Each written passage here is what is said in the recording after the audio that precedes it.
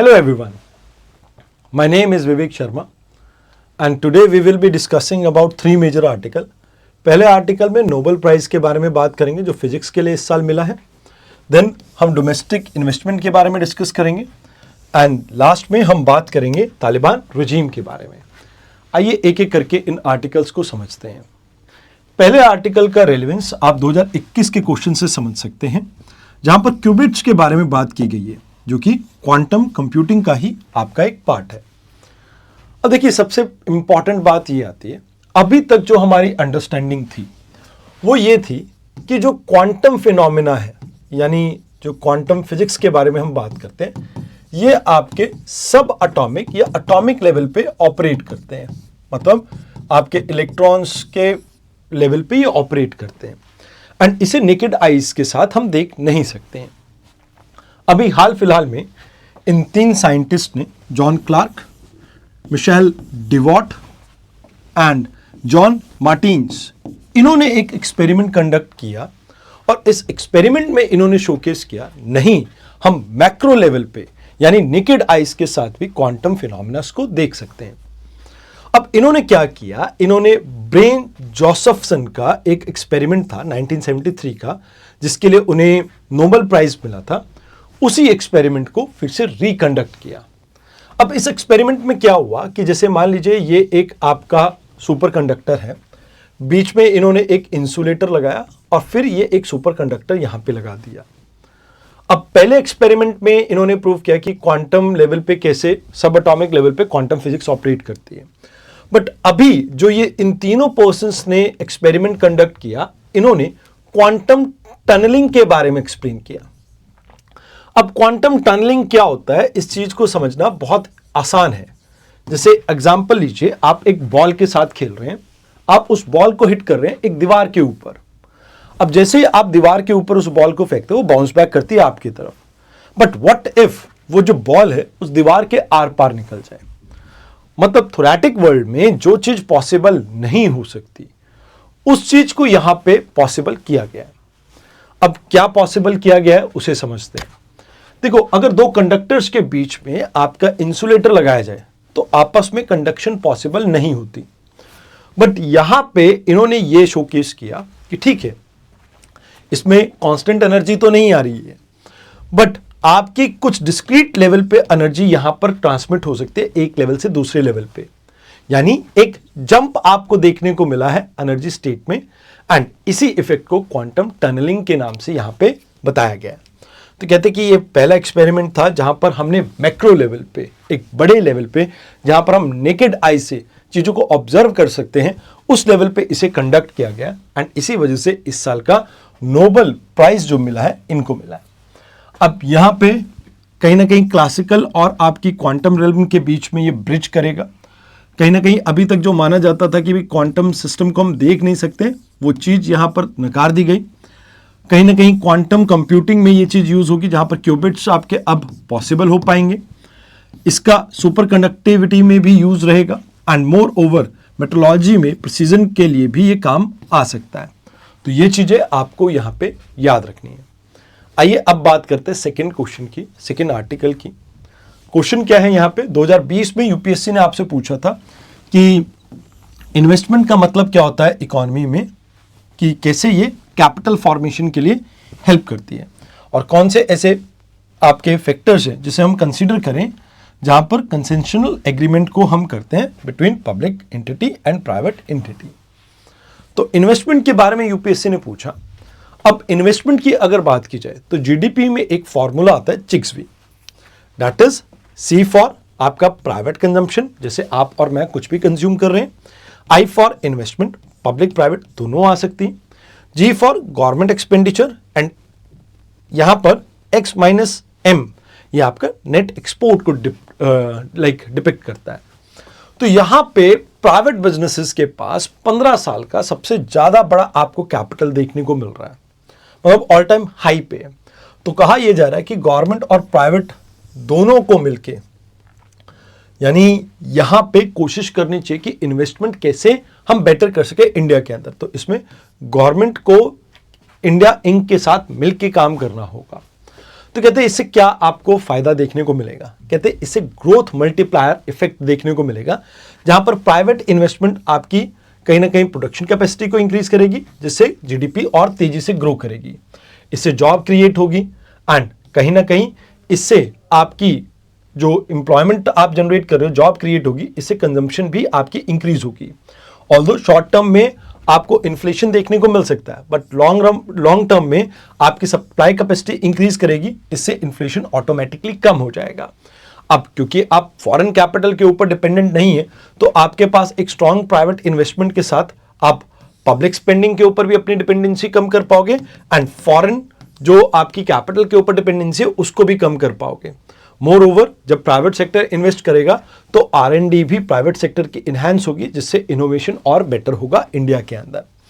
अब देखो हम क्यों यहाँ पे प्राइवेट इन्वेस्टमेंट या इंडियन डोमेस्टिक इन्वेस्टमेंट के ऊपर फोकस कर रहे हैं। पहली बात, आपको ग्लोबल स्लोडाउन देखने को मिल रहा है। दूसरी बात, टैरिफ वॉर और जिस तरह से कॉन्फ्लिक्ट चल रहे हैं वर्ल्ड में, तो बहुत ज़्यादा वॉलेटाइल हो चुका है ट्रेड एंड इसकी वजह से हम चाहते हैं कि हम डोमेस्टिक कैपिटल फॉर्मेशन के ऊपर फोकस करें ताकि हमारे फ्यूचर की डिमांड को हम फुलफिल कर सकें। अब इसमें प्री लिबरलाइजेशन एरा का एक एग्जांपल दिया जाता है, जहां पर डोमेस्टिक मार्केट में प्राइवेट प्लेयर्स का बहुत ज़्यादा रोल रहा था एंड इसका बेनिफिट ये रहा था कि भाई इनवर्ड लुकिंग पॉलिसी की वजह से सरप्लस क्रिएट हुआ, जिससे बड़े बड़े बिजनेसेस आपके इंडिया में क्रिएट हुए। वेयर एज ग्लोबल एक्सपेंशन हुआ लिबरलाइजेशन रिफॉर्म के बाद, इसमें IT, pharmaceutical and steel industry में हमने अच्छा परफॉर्म किया, बट अब चेंजिंग वर्ल्ड के अकॉर्डिंगली हमें भी अपने पॉलिसीज के अंदर बदलाव लाना चाहिए। अब इससे कहीं ना कहीं हमारे पास स्टेबिलिटी आएगी, जो ग्लोबल मार्केट में वॉल्टिलिटी चल रही है उसका हमारे ऊपर असर नहीं पड़ेगा। हम कहीं ना कहीं एम्प्लॉयमेंट जनरेशन कर पाएंगे, जिससे जो हमारा डेमोग्राफिक डिविडेंड है हम उसका फायदा उठा पाएंगे एंड सेल्फ रिलायंट बन पाएंगे, जहां पर हमारी फॉरेन कंट्रीज के ऊपर डिपेंडेंसी को हम रिड्यूस कर पाएंगे। मोर ओवर, यहां पे अगर हम देखें तो कुछ चीजें हैं, 3 प्रायोरिटी एरिया जिसके ऊपर फोकस करना चाहिए। डोमेस्टिक प्राइवेट इन्वेस्टमेंट के ऊपर, क्योंकि infrastructure, manufacturing and green steel के ऊपर इनका काफी अच्छा इंपैक्ट देखने को मिल सकता है अगर ये अपना प्रॉफिट री इन्वेस्ट करें। एंड यहां पर गवर्नमेंट को प्रोडक्शन लिंक इंसेंटिव स्कीम को और ज्यादा बेटर करना होगा, क्रेडिट एक्सेस को और ज्यादा बेटर करना पड़ेगा एंड टैक्सेस को और ज्यादा रेशनलाइज करके इन्वेस्टमेंट को प्रमोट करना होगा। मोर ओवर, कॉर्पोरेट सेक्टर 15 साल के प्रॉफिट में सबसे हाई पे है, बट ग्रोथ रेट नहीं देखने को मिल रहा है आपको वेजेस में, जिसकी वजह से कंजम्पशन वीक है, डिमांड वीक है एंड आपकी ग्रोथ थोड़ी लूप साइडेड देखने को मिल रही है। अगर आप यहां पर स्पेंडिंग इंक्रीज करेंगे तो बेटर रहेगा। देन R&D अभी हम 0.7% के आसपास जीडीपी का स्पेंड कर रहे हैं, जिसमें 36% ही प्राइवेट सेक्टर से आ रहा है, तो हमें इसको इंक्रीज करना होगा। यूएस में जैसे 2.1% है, लाइक 2.8% है, चाइना में 2.1 है, हमें सिमिलर टर्म्स पे यहाँ पे मूव करना होगा। आइए अब बात करते हैं आज के आखिरी आर्टिकल की, जहां पे 2021 के एक क्वेश्चन, अफगानिस्तान के तालिबान का इंडिया की स्ट्रैटेजी के ऊपर क्या इंपैक्ट हो सकता है या स्ट्रैटेजिक इंटरेस्ट के ऊपर क्या इंपैक्ट हो सकता है, उसके बारे में बात की गई है। अभी हाल फिलहाल में क्या हुआ, अफगानिस्तान के बारे में हम क्यों डिस्कस कर रहे हैं। मॉस्को फॉर्मेट कंसल्टेशन है, इसमें इंडिया भी पार्टिसिपेट कर रहा है और इसमें acting foreign minister Aamir Khan, इन्होंने पार्टिसिपेट किया, जिसकी वजह से ये कहा जा रहा है कि इंडिया कहीं ना कहीं बहुत क्लोज है, आने वाले दिनों में अफगानिस्तान को शायद रिकॉग्नाइज कर ले। अब 2021 में जब अफगानिस्तान से यूएस भागा था, तो उसके बाद ही आपको देखने को मिला अफगानिस्तान के इलेक्टेड गवर्नमेंट को रिप्लेस कर दिया तालिबान ने। अब फॉर्मली इन्हें किसी ने रिकॉग्नाइज नहीं किया अभी तक एंड कई सारे लोग तो इसमें यूएन की सैंक्शन लिस्ट में आते हैं, टेररिस्ट हैं। तो यहां पर स्ट्रैटेजिक हम इंगेजमेंट कर रहे हैं बिना इन्हें रिकॉग्नाइज किए, ह्यूमैनिटेरियन एड प्रोवाइड कर रहे हैं। काबुल में हमने अपनी एम्बेसी खोल दी है and more over Moscow format और हार्ट ऑफ एशिया करके हम कई डायलॉग में अफगानिस्तान के साथ पार्टिसिपेट कर भी रहे हैं। अब मॉस्को फॉर्मेट में India, China, Iran, Pakistan and central Asia की कई सारी कंट्रीज अफगानिस्तान को लेकर डिस्कस करती हैं। तो अभी इसमें इनका ऑफिशियल फ्लैग कहीं ना कहीं डिस्प्ले किया गया था, अलॉन्ग साइड इसके कहीं ना कहीं आप ये कह सकते हो कि एक सिंबॉलिक डिफेक्टो रिकॉग्निशन आपको देखने को मिल रही है।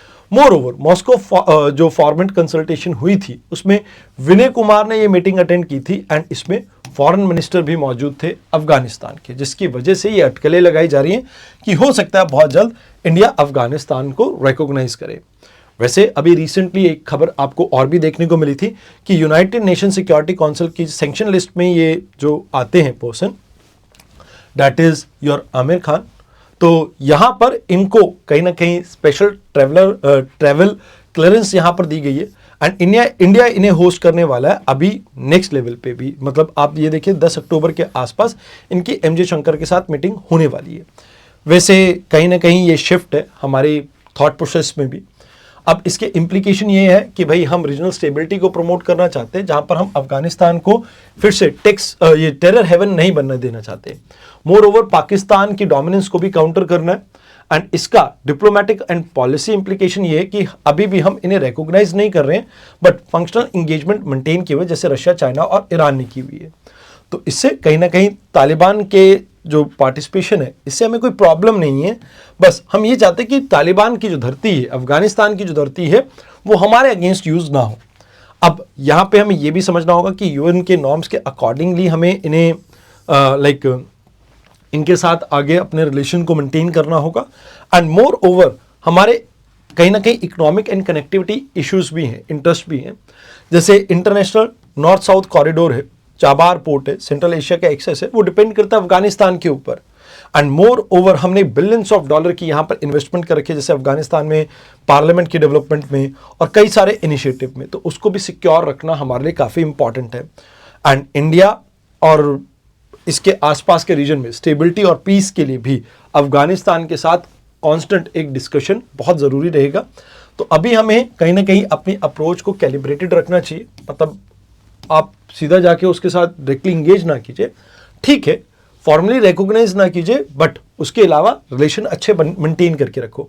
तो यहाँ पर हमारे लिए प्रैग्मेटिक यही होगा कि इंटरनेशनल लेजिटिमेसी जब तक ना आए तब तक हम तालिबान के साथ इनफॉर्मल जो रिलेशन है हमारे चल रहे, हम उन्हीं को मेंटेन रखें। दीज आर द थिंग्स जो आपको यहाँ पे पढ़नी थी। आई होप आपको डिस्कशन अच्छी लगी हो।